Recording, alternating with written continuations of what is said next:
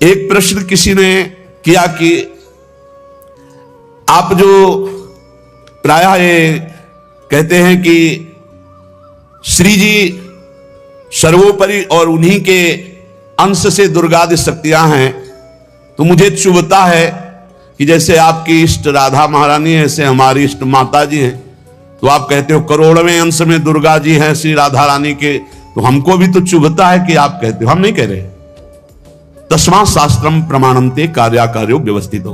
पहली बात तो हमारी श्री जी क्या है, जब हम श्री जी से चित्त जोड़ेंगे तब पता चलेगा। और दूसरी बात है कि जो शास्त्रों में लिखा है उसे, पद्म पुराण पाताल खंड अध्याय 81, भगवान शिव कह रहे हैं, भगवान शंकर कैलाश में विराजमान है, देवर्षि नारद जी शनकादि बड़े बड़े महापुरुषों की सभा लगी हुई, उस सभा में कह रहे हैं, नारद जी को संबोधन करके भगवान शिव कह रहे हैं, हे नारद जी, ये जो श्री कृष्ण प्रिया राधा है, ये महाचैतन्य शक्ति स्वरूपा जितनी भी देवियां हैं, ये सब इनके अंश से प्रकट हुई है। ये अंतरंग विभूति हैं, इसीलिए इनको कोई जानता नहीं, अत्यंत गोपन तत्व है, इसीलिए इनका एक नाम गोपी है। श्री कृष्ण सदैव इनकी आराधना करते, इसलिए नाम इनका राधा है, और ये सदैव श्री कृष्ण की आराधना में रहती, इसलिए इनका एक नाम राधिका है। ये और श्री कृष्ण दो नहीं है, श्री कृष्ण में राधा है, राधा में श्री कृष्ण है। ये राधा परा देवता है। जितनी भी लक्ष्मी आदि शक्तियां सब इन्हीं के अंश से हैं। आपको भगवान का आह्लाद कहा गया है, आह्लाद, और जब मूर्तिमान ये हुई तो राधा कह गई, किशोरी जी कह गई। और तत्कला कोटि कोटि अंशा, भगवान शिव बोल रहे हैं, तत्कला कोटि कोटि अंशा दुर्गाद्यस त्रिगुणात्मिका। दुर्गा आदि जितनी त्रिगुणात्मिका दैवी शक्तियां हैं, ये इनके कला से करोड़वें अंश में प्रकट है। यही प्रकट है, पर करोड़वें अंश में प्रकट है। हम नहीं कह रहे, ये भगवान शिव कह रहे हैं। जो राधा कृपा कटाक्ष पढ़ते हैं, वो पढ़ के देखे, आखिरी में भगवान शिव कह रहे हैं, क्रियेश्वरी मखेश्वरी स्वधेश्वरी त्रिवेद भारतीश्वरी प्रमाण शासनेश्वरी। हमारे यहां सुधा निधि में महाप्रभु हरिवंश चंद्र जी कह रहे हैं, प्रेमणा सन्मधुरोज्वल हृदय संगार लीला कला वैचित्री परमावधि भगवता पूज्य विकापी सता ईशानी च सची महासुख तनु शक्ति स्वतंत्रा परा श्री वृंदावन नाथ पट्ट महिषी राधयु सेव्यामम।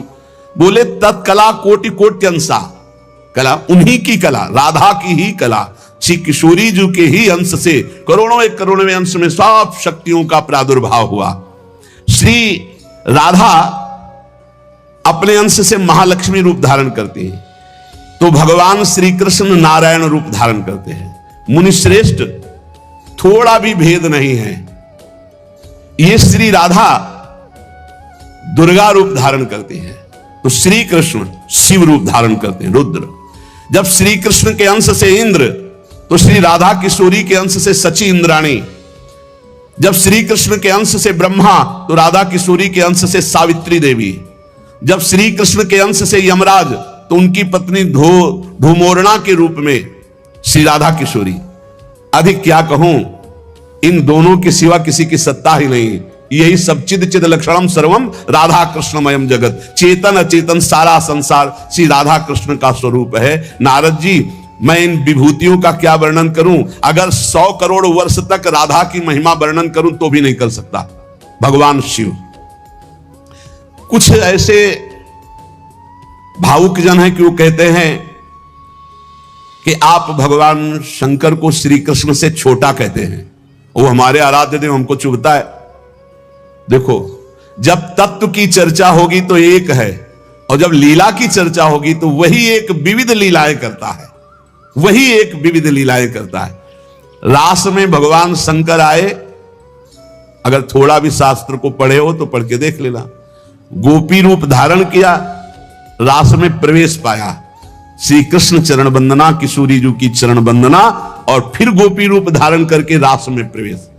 अच्छा, कोई भी ये कैसे नकार सकता है कि भगवान शंकर की जटाओं में गंगा जी हैं, और वो गंगा जी क्या है, क्या आप नहीं जानते हो? गंगा तरंग रमणीय जो जटा कलापम गौरी विभूषित वाम भागम, भगवान शिव के लिए आता है। तो जो जटा कटा संभ्रमम भ्रमण नीलम पर निर्झरी जो विराजमान है गंगा जी, वो कौन है? गांगम वारी मनोहारी मुरारी चरणच्युतम त्रिपुरारी शिरश्चारी पापापहारी पुनात्मा। देखो भाई, तत्व एक है, पर लीला में जब प्रारंभ होगा तो लीला में छुटाई बड़ाई हंसी मजाक, वो उनकी आराधना, उनकी आराधना। तत्व एक है। अभी आप यहां सुन रहे हो कि जब श्री कृष्ण शिव रूप धारण करते हैं तो राधा किशोरी दुर्गा रूप धारण करती, यही है, कोई और थोड़ी है। पर जब लीला की बात आती तो वही भगवान शंकर गोपी रूप, आज भी भगवान गोपेश्वर का श्रृंगार होता है गोपी रूप में। शाम टाइम जल नहीं चढ़ता, नथुनी बाला और सब चुनरी धारण करके भगवान शिव गोपीश्वर के रूप में विराजते हैं। भगवान शंकर गंगा जी को नेत्रों से भी रोक सकते थे, लेकिन जटाओं में धारण किया कि श्री कृष्ण का चरणामृत है, वामन भगवान का चरणामृत है, वामन के रूप में श्री कृष्ण ही है। प्राणाधिक प्रियतमा सर्वाभ्या सुंदरी परा सर्वयुक्ता च सौभाग्य भागनी गौरवान्विता। हमारी जो श्री किशोरी जो है, एक यहां बात ध्यान रखनी है कि एक प्रश्न और आता है सभा में, जब चर्चा होती है तो उसको सुनकर के लोगों के अंदर प्रश्न आता है कि शिव पुराण में लिखा है कि भगवान शंकर सर्वश्रेष्ठ है, देवी पुराण में लिखा है कि इन्हीं से सबकी उत्पत्ति है। आप गणेश महिमा को देखो तो यम ब्रह्म स्वम ब्रह्म, सब कुछ जिस पुराण को देखो उसी से सृष्टि हुई है। इसका मतलब क्या है? गलत है क्या?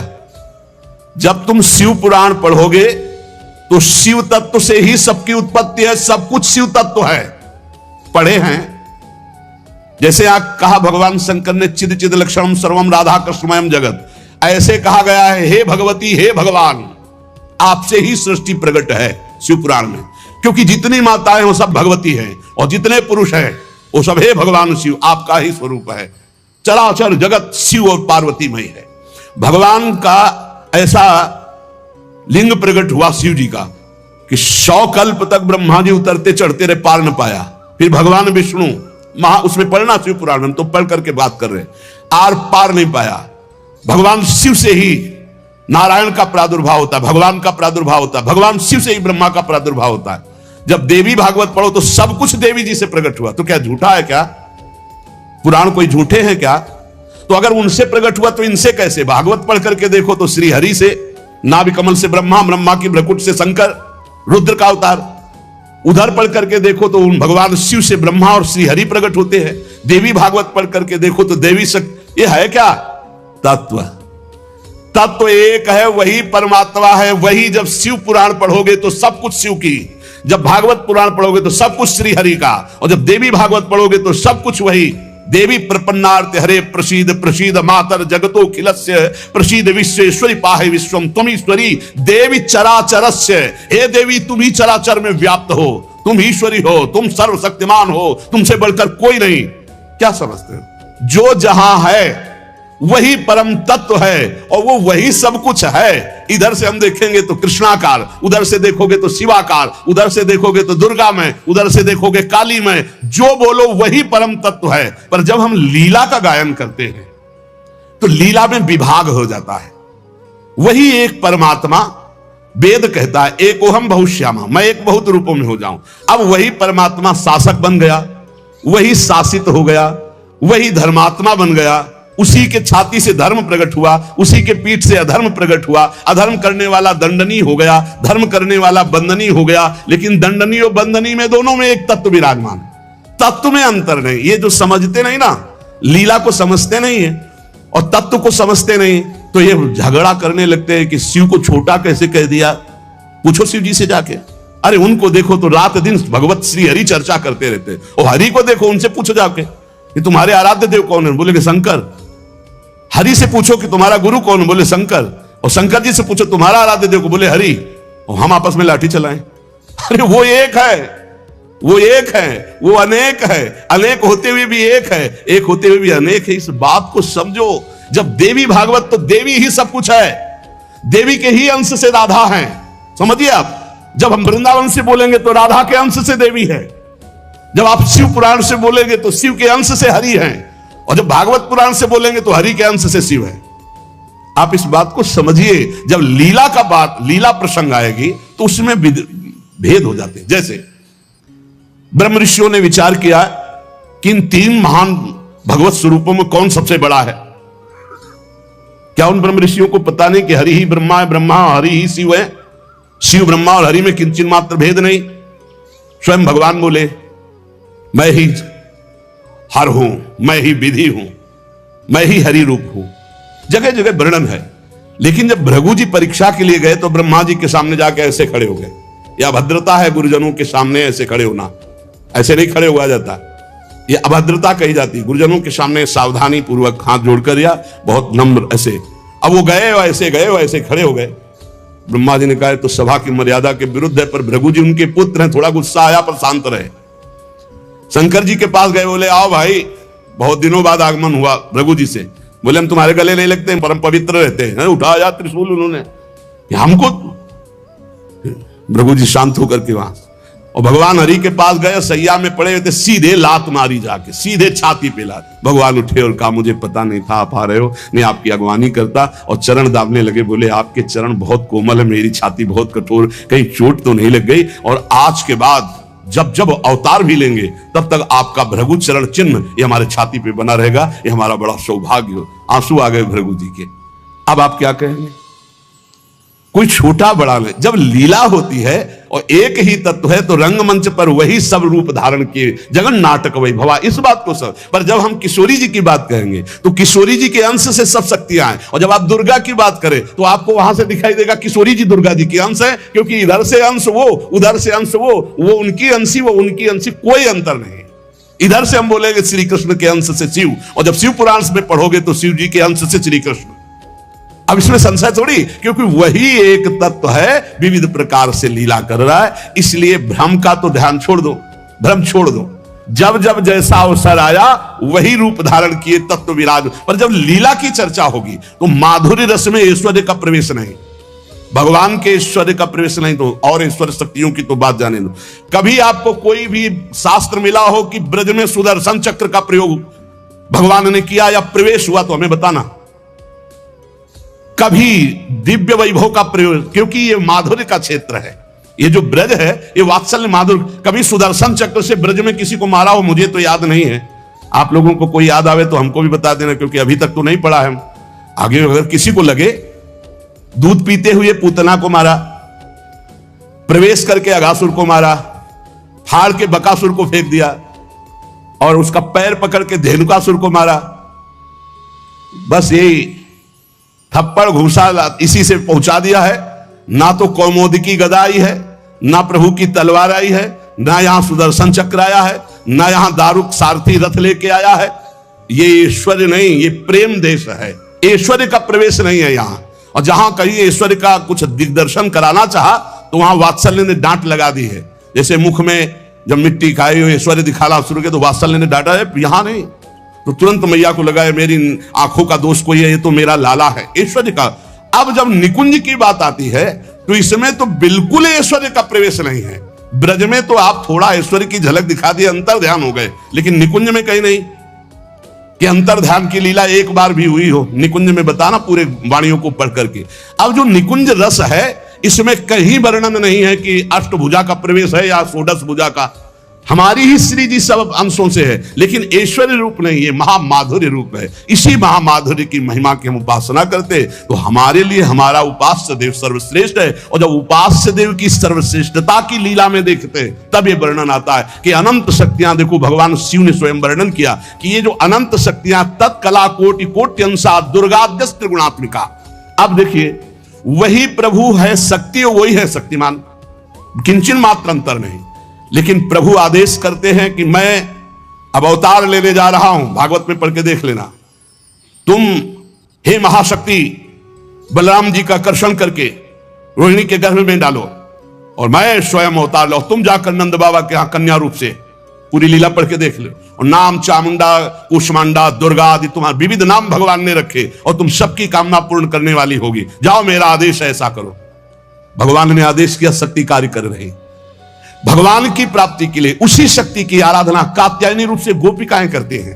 कि मुझे श्री कृष्ण पति रूप में प्राप्त हो। उसी शक्ति की आराधना सीता जी गौरी पूजन करती है। और सीता जी कौन है? काल रात्र निश्चल कुल केरी, महाकाल रात्रि स्वरूपा उनको गोस्वामी जी ने कहा। काल रात्रि निश्चर कुल केरी, यही सीता पर प्रीति घनेरी। ये नहीं समझ रहा रावण की साक्षात इसका काल पधारा है। ये काल रात्रि महाशक्ति स्वरूप चाट जाएंगे, कुछ नहीं बचेगा लंका में। ये दुष्ट जिनके प्रति विरोध भाव कर रहा है कौन है? वही गौरी है और वही गोरी है, वही महाशक्ति है और वही सीता जी है। अब आप समझिए, आदि शक्ति जय जग उपजाया, सीता जी गौरी पूजन कर रहे हैं। गौरी जी हसी माल मूर्ति मुस्कानी, जाओ मनुजा हिराचियो मिली सोबर साध सुंदर साव। तो सीता जी कौन है? मनुष्य रूपा को भगवान राम कह रहे। आदि शक्ति जय जग उपजाया, सो अवतरी मोर यह माया। अरे कोई भेद नहीं, कहीं भेद नहीं। पर जब लीला की बात करेंगे तब लीला में भेद दिखाई दे रहा है कि सीता जी गौरी जी का पूजन कर रहे हैं, उनसे वरदान प्राप्त कर रही है। और भगवान प्रिया सती को संशय हो जाता है। लीला भेद देखो कि ये राम जी कैसे सच्चिदानंद में, जब हे खग हे मृग हे मधुकर श्रेणी, पूरा प्रसंग पढ़ करके देखो आप। और है कौन? या देवी सर्वभूतेषु बुद्धि रूपेण संस्थिता। जब लीला में देखोगे तो तत्व की बात भूलना पड़ेगा, तभी स्वाद आएगा। और जब तत्व देखोगे तो शांत रस आएगा। ये दास्य वात्सल्य सख्य, ये रसों का स्वाद नहीं मिल पाएगा। उसमें एक ही तत्व है, तो समझ में आ रहा है वही तत्व है। जब लीला में देखोगे तो आपको वही तत्व परशुराम है, वही तत्व राम जी है। लेकिन राम जी के आगे परशुराम जी घुटने टेक कर जय जय जय रघुकुल केतु, भृगुपति गए तपहि बने हेतु। ये समझना होगा। ये जो आजकल के नए बच्चे ना, ये तर्क वितर्क शुरू कर देते हैं। लीला में तर्क वितर्क नहीं होता है, तत्व में एक ही वस्तु है। तत्व की जब बात करोगे तो आप क्या समझते हो? कितने दिन से तुम दुर्गा जी की उपासना करते हो? बचपन से आराधना, और पूरी अम्मा मान के, पूरी जैसे अपनी अम्मा, पूरा आसक्ति अम्मा, आद्या शक्ति दुर्गा, और पिता भगवान शिव। तुम समझते नहीं हो, जहां हमें भेजा है उस तत्व को, जो समझाया उस तत्व से बोल रहे। तुम उसको दो पक्ष में ले रहे हो। तुम्हारे को क्या पता कि महादेव जी मुझे कितना प्यार करते हैं, भगवती कितना प्यार करती है, हम भगवती अम्बा और महादेव जी से कितना प्यार करते हैं। तत्व को समझिए। राधा तत्व सर्वत्र व्याप्त तत्व है, चिद चिद लक्षणम सर्वम राधा कृष्णमयम जगत। पर जब लीला में स्वरूप राधा जी का जो है वो कहीं त्रिभुवन में कहीं नहीं है, क्योंकि महामाधुर्य रस प्रेम स्वरूपा है, जिनकी आराधना स्वयं श्री कृष्ण करते।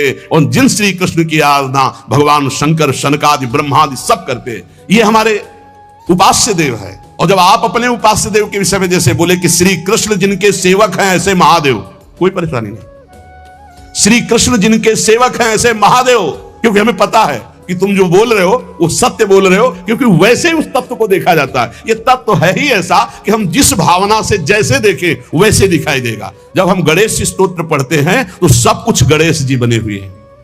जब राम स्तोत्र तो सब कुछ राम, जब कृष्ण सब कुछ कृष्ण, जब नरसिंह तो सब कुछ नरसिंह, जब वाराह तो सब कुछ वाराह, वही बने हुए, दूसरा कोई नहीं। इसमें हमें कोई संशय नहीं है।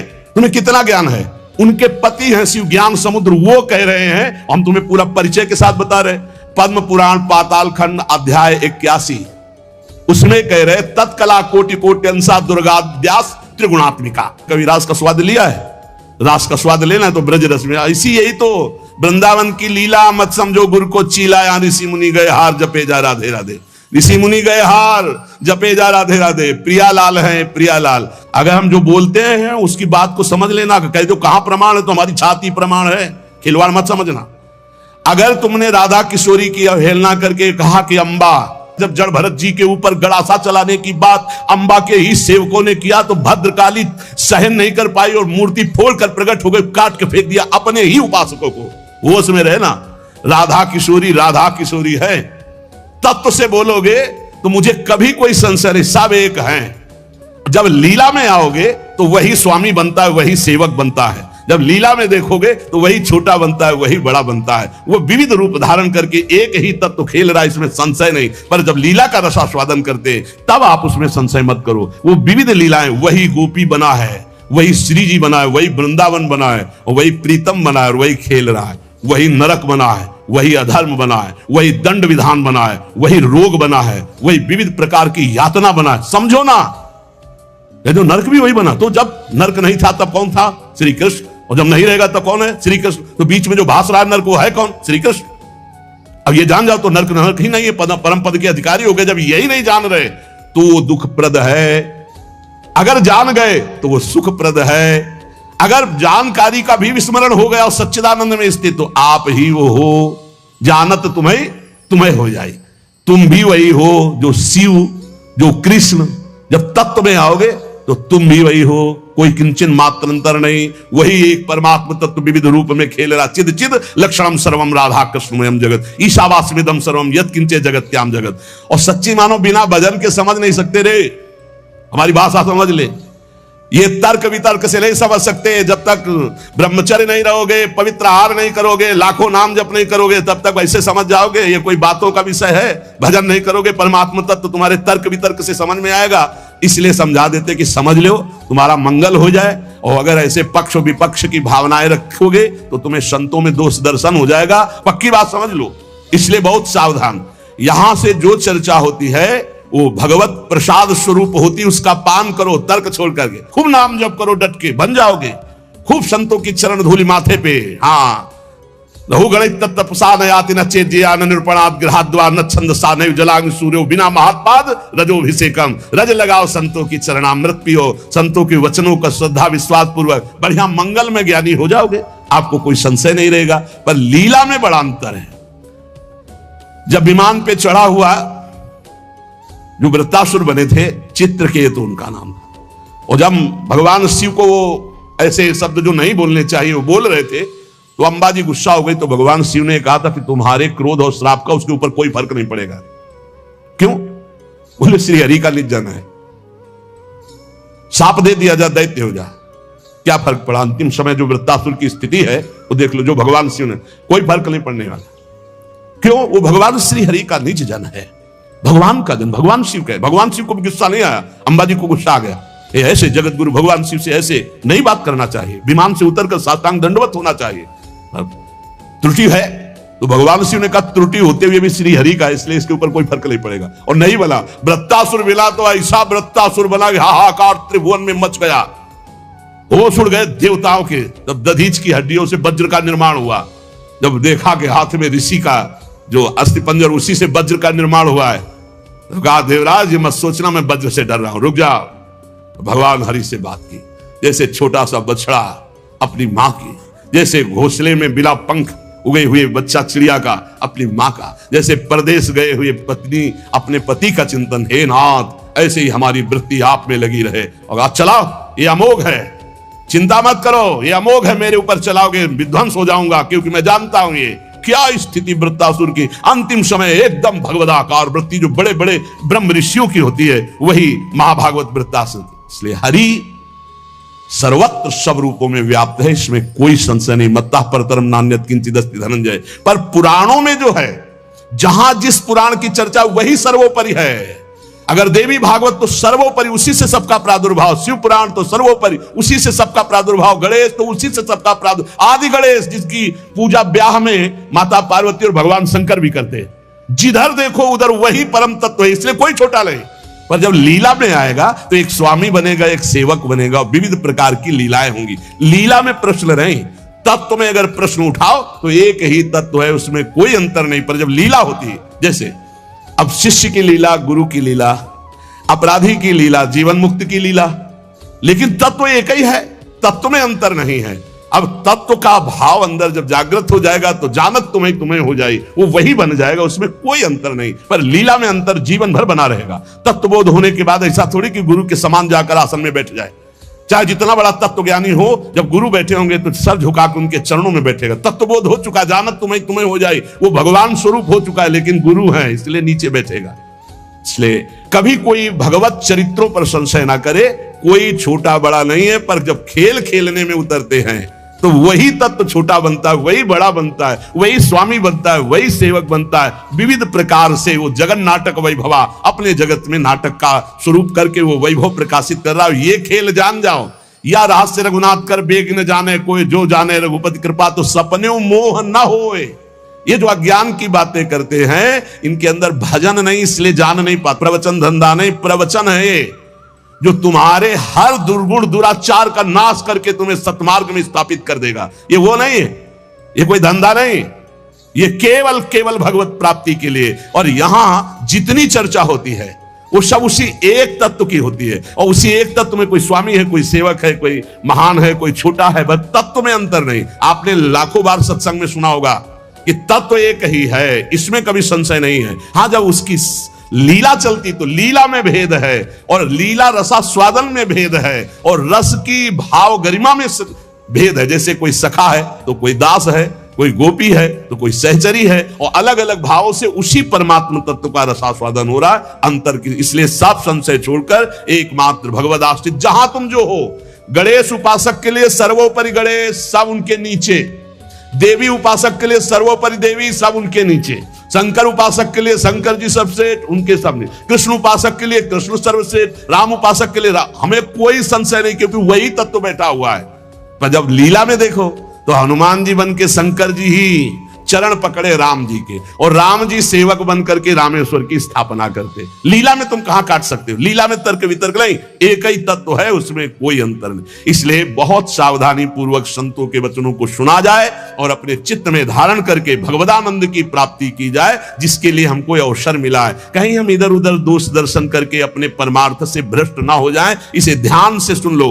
जो जिनकी उपासना कर रहा है उसके लिए वो सर्वोपरि है। सर्वोपरि इसलिए कि वही सर्वोपरि तत्व है, दूसरा कोई नहीं है। पर जो जहां उपासना कर रहा है उसके लिए ये गर्व होना चाहिए कि हमारे उपास्य देव सर्वोपरि हैं। तर्क की जरूरत नहीं, मान्यता की जरूरत है। आप सर्वोपरि मानेंगे तभी तो आपका मन आराध्य देव में पूर्ण समर्पित होगा, और जब आप अनुभव करेंगे तो सब रूपों में मेरा ही आराध्य देव है, ऐसा आपको अनुभव होगा। और यही अनुभव होना परम सत्य अनुभव होना है। इसलिए खूब नाम जप करो, अच्छे आचरण करो, तर्क वितर्क मत करो। लीला अलग क्षेत्र है, तत्व ज्ञान अलग क्षेत्र है। तत्व का बोध होना और लीला में प्रवेश होना, दोनों में बहुत अंतर है। जब लीला की बात आएगी तो तत्व अंतर ध्यान हो जाता है, नहीं तो कैसे ध्यान है?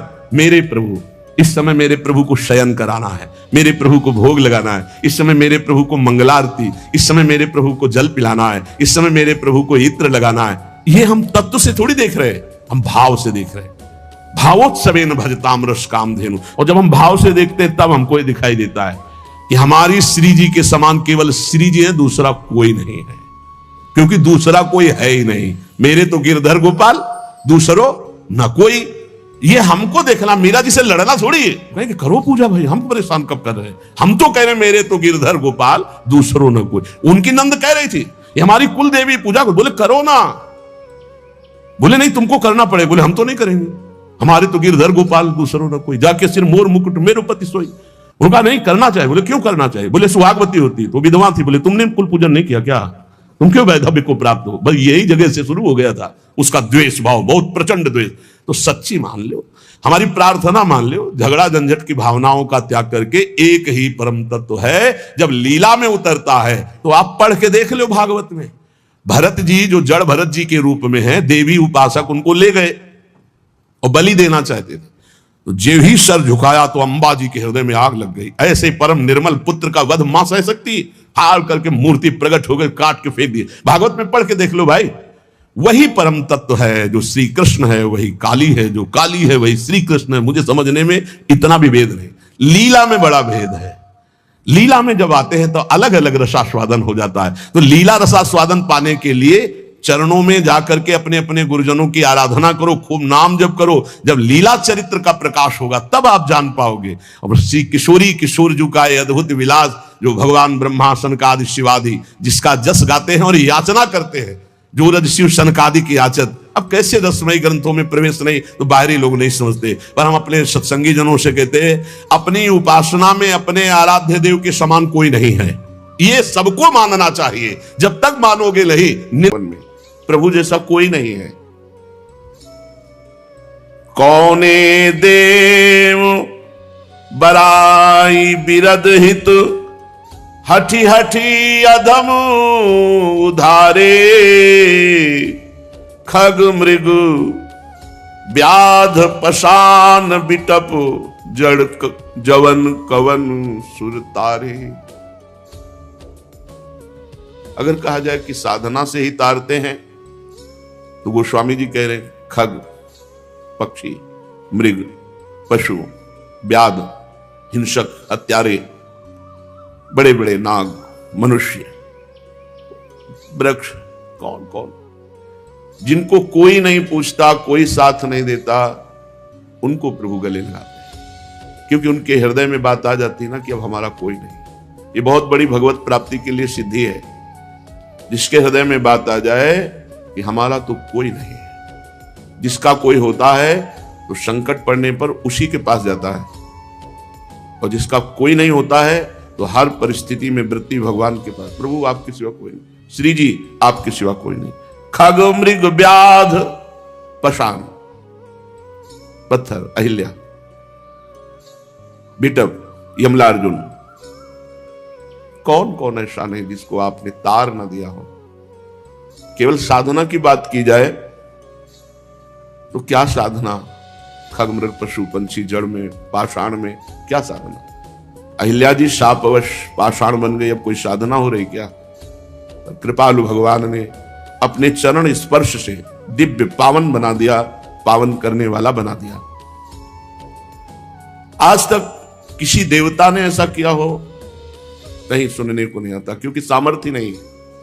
जगत से उद्धार करने की सामर्थ्य त्रिदेव में है, भगवान श्री हरि, भगवान महादेव और भगवान ब्रह्मा में भी। संपूर्ण ज्ञान और मोक्षाधिपति भगवान श्री हरि जब कभी इन दोनों महापुरुषों में संकल्प बनता है तो तत्काल हरि उससे पास कर देते हैं। प्रधान मोक्षाधिपति श्री हरि है।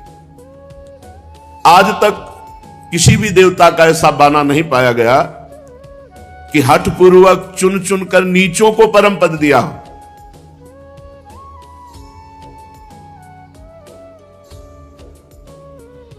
साधन संपन्न ऋषि मुनि ये तो समर्थ है, नीचों को परम पद दिया हो ऐसा तो केवल हे प्रभु आप ही हो, हे हरि ऐसे तो आप ही हो। हठ पूर्वक नीचों को गले लगाकर उनका उद्धार किया। कोई उदाहरण हो कि किसी पक्षी को परम पद किसी ने दिया हो। देखो, प्रभु तर उतर कपि डार पर देखिए आप समान, कैसा स्वभाव है। वृक्ष, बानर, व्याध, हिंसक, पाषाण, अहिल्यादि, जड़, वृक्ष, और न जाने कितने का उद्धार भगवान ने किया। क्यों? स्वभाव ऐसा है। उमा राम स्वभाव जय जाना, ताई भजन तज भाव माना। जो भगवान श्री हरि का स्वभाव जान जाता है उसे भजन छोड़कर और कुछ अच्छा नहीं लगता। इतना प्यार करने वाले, इतने कृपालु, इतने अहेतुकी कृपालु हमारे मित्र भी यही है, हमारे पिता भी यही है, हमारी माता भी यही है, हमारे गुरु भी यही है, हमारे सखा, सब कुछ यही है। तुमेव माता च पिता तुमेव, तुमेव बंधुश्च सखा तुमेव, तुमेव विद्या द्रविणं तुमेव, तुमेव सर्वम मम देव। मेरे सब कुछ आप ही। ये बात आ जाए बहुत बड़ी बात है। इस बात के बीच में कोई बात ना आने पावे, अर्थात इस जगत में कोई अपना कहलाने वाला ना हो, केवल प्रभु हो तो जीत गए जगत को। प्रभु देव दनुज मुनि नाग मनुज सब, माया विवश बिचारे, तिनके हाथ दास तुलसी। प्रभु कहा अपन पोहारे, जाऊं कहां तजी चरण तुम्हारे। प्रभु कोई ऐसा देवता नहीं है जो स्वार्थ से युक्त ना हो, अहेतुकी कृपा करे, ऐसा कोई देवता नहीं। आप जितना पुण्य कीजिए उतना वो आपको फल दे सकते हैं, इसके आगे नहीं। वो अपने अधिकारानुसार ही कार्य कर सकते हैं, लेकिन भगवान तो सर्वलोक महेश्वर है। देव कोई देवता ऐसा, कोई धनुष, कोई दैत्य ऐसा कि अपनी तरफ से कृपा कर दे, कोई नाग, कोई मनुष्य, इनमें सामर्थ्य ही नहीं है तो क्या कृपा करेंगे। इनकी कृपा से होगा ही क्या। कोई मनुष्य कह दे हम तुम्हारे ऊपर कृपा करते तो क्या, तुम कालातीत हो, तुम काल विजयी हो, तुम हमें काल विजयी बना दोगे, तुम हमें मृत्यु जन्म के चक्र से मुक्त कर दोगे, तो फिर किस बात के। क्या, ना कोई देवता, ना कोई नाग, ना कोई मनुष्य, ना कोई मुनि। भगवान के प्रेमी भक्त और मुनि में बड़ा अंतर है। गोस्वामी जी कहे स्वार्थ लाग करे सब प्रीति, सुर नर मुनि सबकी हारीति। और स्वार्थ रहित जग जग उपकारी, तुम तुम्हार सेवक असुरारी। ये दो ही हैं ऐसे जो स्वार्थ रहित थे, एक तो भगवान और भगवान के प्रेम में मगन हुआ प्रेमी भक्त। गोस्वामी जी कह रहे हैं प्रभु ये सब माया के आपके अधीन है, ये बेचारे क्या कृपा करेंगे। देवता मनुष्य नाग पशु पक्षी मुनि ये सब स्वयं बंधे हुए हैं, ये क्या हमको बंधन मुक्त करेंगे। इसलिए प्रभु ये तुलसीदास अपने को किसी और के हाथ में सौंप कर हंसी नहीं कराएगा, सिर्फ आपका। ये खास बात है, किसी और के हाथ में अपने को सौंप करके हंसी नहीं कराएगा, क्योंकि ये तो सब माया विवश हैं, बंधे हुए हैं। ये क्या हमें मुक्त कर सकते हैं? मुक्त कर सकते हैं तो एकमात्र श्री भगवान श्री हरि।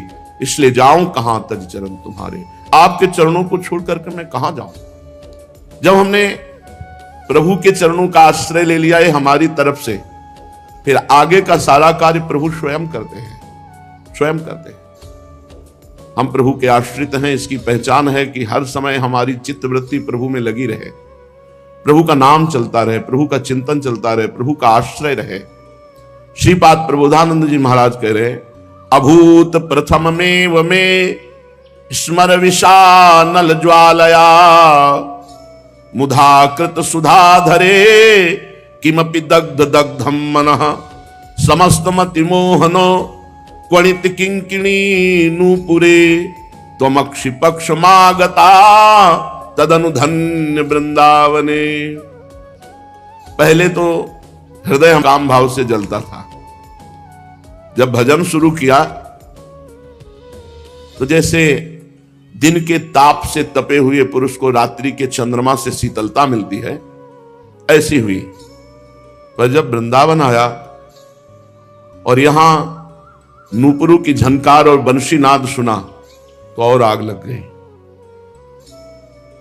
संसार में था तो काम आदि वेदना कामाग्नि से झुलसा हुआ, जब भजन में लगा तो ऐसा लगा जैसे दिन के ताप से कोई चंद्रमा की शीतलता में आ जाए। और जब वृंदावन आया और भजन का प्रभाव प्रकट हुआ और नूपुर और बंसी ध्वनि सुनी तो हृदय में आग लग गई।